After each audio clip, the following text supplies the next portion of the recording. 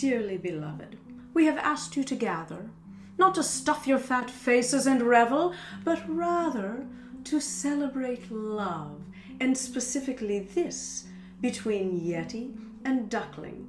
And we would be remiss if we did not acknowledge the magical way that these two came together.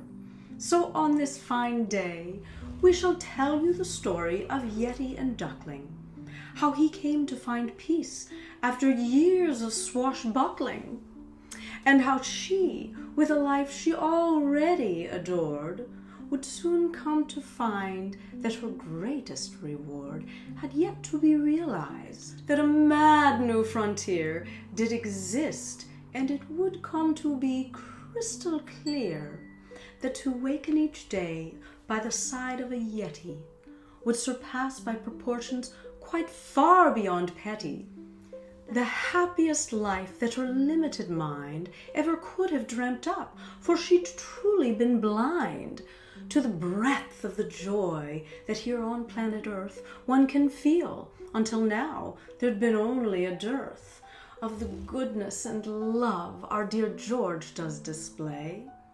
That she'd settled for less would be one way to say, that our sweet little Duckling put up with some crap.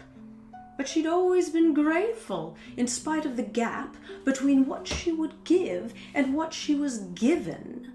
She'd say thank you and please, acquiescing to live in a circumstance where her uniqueness was never acknowledged or cherished or deemed whatsoever to be of great value. But somehow she learned how to value herself, and where love was concerned. At long last, when her Yeti arrived on the scene, Duckling knew she deserved the respect of a queen. The first time the Duckling came into his view, the Yeti was stopped in his tracks. Yes, it's true. He felt a connection that he could not deny, and the Cupid within him set forth a bullseye on the heart of our Duckling, and arrows were shot one after another until he had caught her attention. "I'm George," he declared with a smile and a wide open heart, demonstrating his style of genuine kindness, not an ounce of conceit. Such a beautiful spirit. Oh my, what a treat, thought the Duckling. A man who's not trying to prove that he's macho, implying that it might behoove me to bat my eyelashes and try to act coy. Not this one. He's sincere. And this isn't a ploy, to draw me in close than to use me and leave. This man wants to know me, and she wasn't naive. It was true that the Yeti found her deeply inspiring, such a breath of fresh air, while the others were tiring, all needy and crazy, prone to taking offense.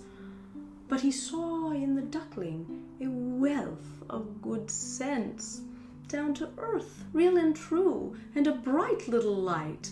I must get to know her, he thought, and in spite of the fact that the Yeti was not on the hunt for a Duckling with whom to share life, he'd not punt.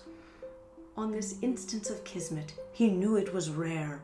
So determined but gentle, he sent up a prayer to God for some guidance on how to engage this sweet little one without rattling her cage. The answer came swiftly, quite plain and precise. "Be yourself," was God's answer, "and do not think twice. You're correct that this Duckling is quite a good catch. You are meant for each other. You're a consummate match." For our Duckling, the double take came a bit later. 'Twas once they were friends that he did captivate her.